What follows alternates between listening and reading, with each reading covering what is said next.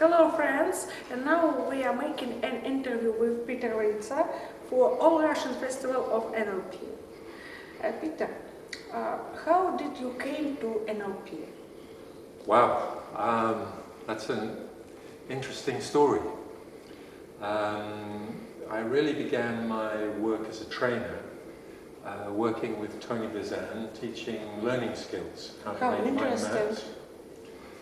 And I was invited to teach in the United States. And I'd hear people talking about something called NLP, and people would start touching me on the shoulder and things. And I thought, why is this person touching me on the shoulder? And then he was saying, well, this is NLP. And so that was my first encounter with NLP anchoring. And in which year was it? It was about 1980. And simultaneously I'd been reading with a friend some works coming out of the Palo Alto school, Václavic, How Real is Real. And so we heard about NLP, and then the weekend after I got back from America, there were the first two NLP workshops in England, pretty much on the same weekend. So with my friend we went and met Gene Early, who was my first teacher of NLP, and a wonderful man who started NLP in Europe, really. Denmark, Italy, France. Gene Early. Gene Early, yes. He's still out there somewhere doing work with leadership. And which country are you from? I'm originally from the UK, but I'm half Polish and a quarter Italian, so my center of gravity is somewhere over Luxembourg, I think. And why do you went to Bali? Oh, it was the last glorious throw of my midlife crisis, I think. I was invited to teach NLP with Judith Delosier, Jan Early, Jan Ardui, and Anna Intis, and a few others. That was my first visit to Bali in '93, I think. Is it life in Bali different from life in UK? Oh, absolutely. In which way? What is different? Well, in the UK, for instance, you largely live indoors and then you go outside. In Bali, you live more outside and then you go inside. So the Balinese, if they have a house, they will tile the veranda rather than the inside of the room, because the veranda is what they share with other people. I mean, that's just one small thing. In Bali, people, if you meet someone, in England, the first thing you ask is, what do you do? In Bali, the first thing is, are you married? Do you have children? So it's important for these people. Yeah, their relationship is number one and task is number two. In Northern Europe, Western Europe, North America, it's the opposite. So, for Americans and British, if you ask straight away, are you married and how many children you have, we feel that's a bit personal. For the Balinese, if you ask, what do you do, they feel that's a bit personal, because you don't yet have a relationship. Who was your teachers of NLP and coaching? Teachers of NLP, I had many wonderful teachers on practitioner, master practitioner and trainer training, including Robert Dilts, Todd Epstein, Barbara Whitney, Chris Hall, David Gordon, Dave Dobson for hypnosis, and I'm sure there are a few more, but those are the main ones. I studied a little bit, workshops with John Grinder, with Tad James. So whoever was passing through, I also got to sample in the 80s. Do you think that it's a good idea for NLP people to meet each other, to share ideas, to make some conferences, festivals? Absolutely, because there's a very sad tendency to fragmentation in the NLP world, where people get connected with a particular institute and they don't necessarily mix with some of the schools and trends of NLP outside. So from that perspective, we've a little bit lost our sense of unity as a field and as a discipline. And I think it really interferes with the field growing and developing. And what can be the consequences of such a way? Such a way of doing, not making friends, not sharing ideas. What can be the consequences? Well, the consequences are NLP degenerates into some separately defined commercial products, and it doesn't really exist as a discipline and as a field. And I think that's a pity. In which country have you conducted trainings of NLP? In England, Belgium, Switzerland, France, Italy, Morocco, Indonesia, Russia. And where in the world the people are most interested in NLP, on your own opinion? Well, it's difficult to say because in a lot of places NLP has been something like a fashion that has grown and then declined. I think in many respects NLP is very well established in the UK. There have been a lot of institutes and trainers that have taken NLP in different directions and brought it a little bit into the mainstream. Do you know some place in the world where NLP people can share ideas, share models? Does this place exist? Not to my knowledge. I mean, there are some exceptions, like maybe Spain and the UK, probably other places to my knowledge, you had some interesting conferences. So conferences have been a place where there's been a meeting of different institutes and schools of thought. So I think what you're doing with the festival is something beautiful and valuable. And it's nice that you call it a festival rather than a conference, because it gives the feeling that it's something to celebrate. And I think maybe we haven't done that enough in NLP. So celebration is a very important impulse, because it's an impulse of the heart.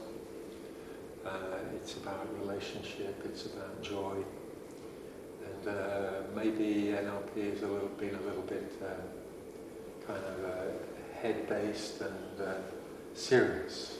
So I think it's a wonderful angle to take. Thank you. And what do you think about the third generation of NLP? I feel certainly Robert Dietz, who coined the phrase, feel that what I've been doing, and my colleague Jan Ardwi in Belgium, with whom we wrote When Performance Meets Alignment, which has been published in Russian. The third generation of NLP is looking more at systemic dimension, more the integration and unification of different concepts, and also the application of NLP in larger systems. So that was the starting point for my work with Jan, and we asked the question, coming out of some experiences here in Russia,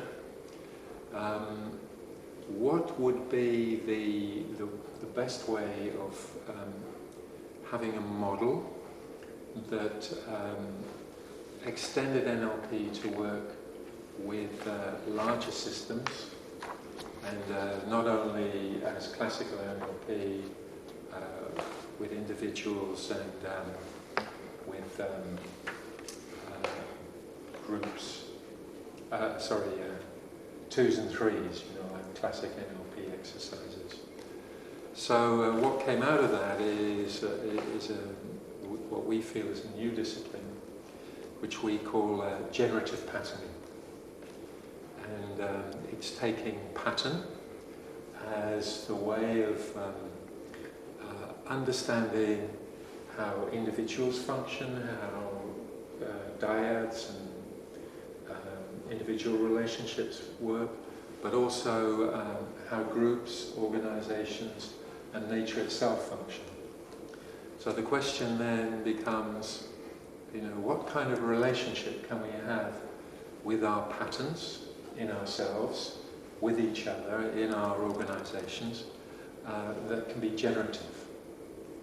So this is in a spirit of not throwing anything away, but understanding that both our problems and our dreams, our higher capacities, are part of how we really fulfill our potential.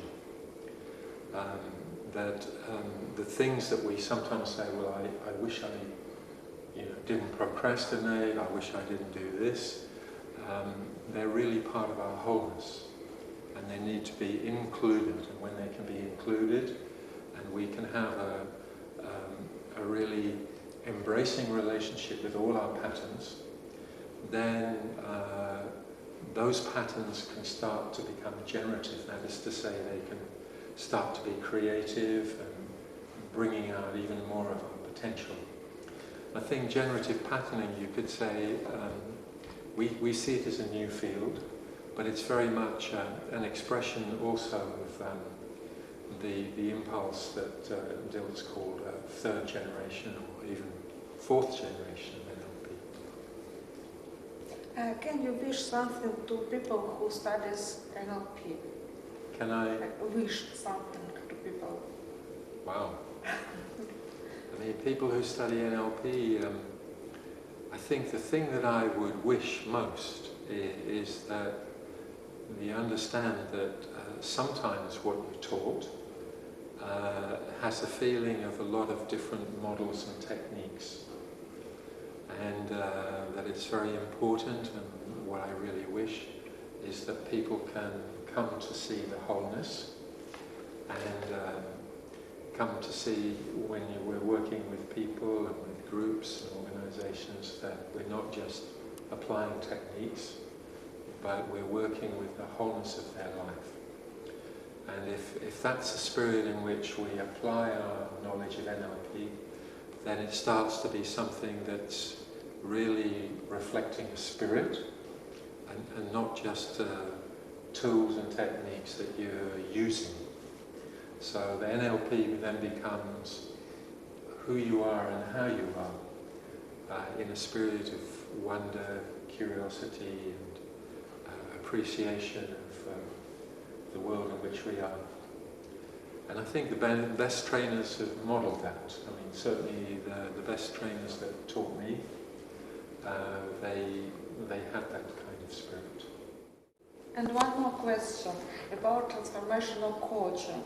How can we use it in our work with clients, with people, with organizations? Mm-hmm.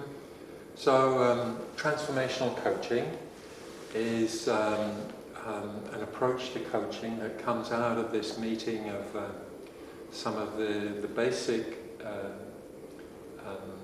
distinctions made from NLP and from this more holistic approach that we've talked about as generative patterning, or the way of unfolding, which has to do with a holistic frame of how life is a progression from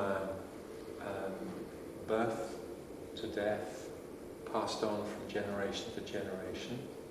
So it's not just about what is the problem and what is the solution, what is the resource that will help you get from where the person is to where they want to be, but where is the person in their development, and how can you offer them something that helps them to have a new relationship with their patterns. So transformational coaching is a development of NLP, in the sense that NLP started as a field of modeling. You could say that it was coaching before we had coaching. But when you take